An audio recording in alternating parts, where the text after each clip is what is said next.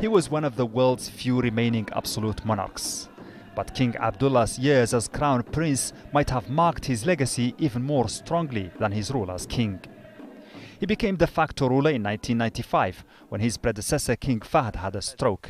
At the time he was crown prince, but with a tremendous amount of power and influence. He was known to foreign diplomats as devout and conservative, with strong ties to the country's Bedouin tribes. But even then he pushed for change in the kingdom.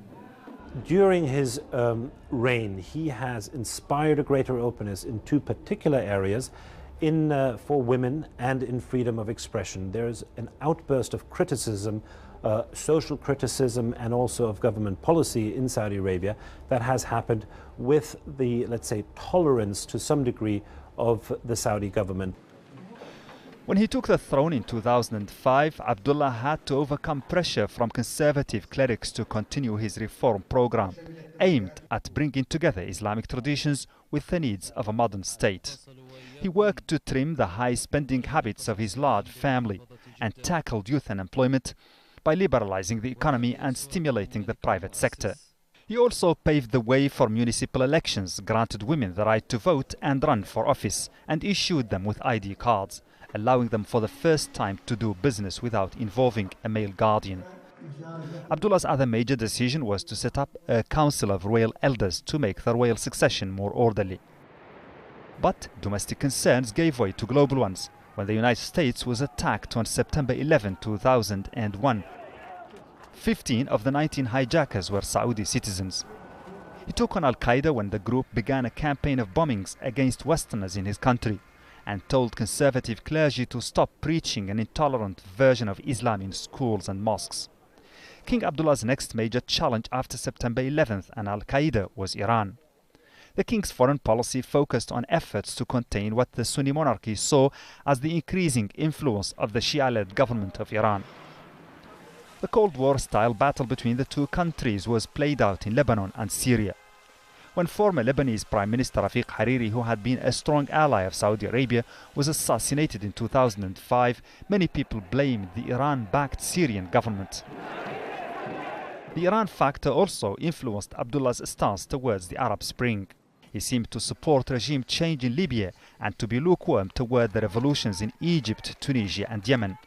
But by sending troops to support Bahrain's Sunni monarchy against Shia protesters, he may have revealed Saudi fears of an Iranian-backed revolution next door. Local demonstrations by Saudi Shia activists in the east of the country only exacerbated those fears. Saudi security forces cracked down on the protesters, raising controversy about the king's record on human rights. In recent years, activists who demanded change through petitions ended up in jail, and political parties and public demonstrations were banned. But generally, King Abdullah confronted his fears of an uprising at home in a different way. He spent $130 billion on housing, jobs and other social benefits in a bid to win the hearts and minds of the majority. His calculation worked. Despite online calls for a day of rage to protest against the lack of democracy, the anti-government protest never took hold. And the king remained a largely popular figure. His critics, though, believe he could have done more, given Saudi Arabia's vast oil wealth, to help his population. People were convinced that a new law for the judiciary would actually make trials open and fair. That did not happen.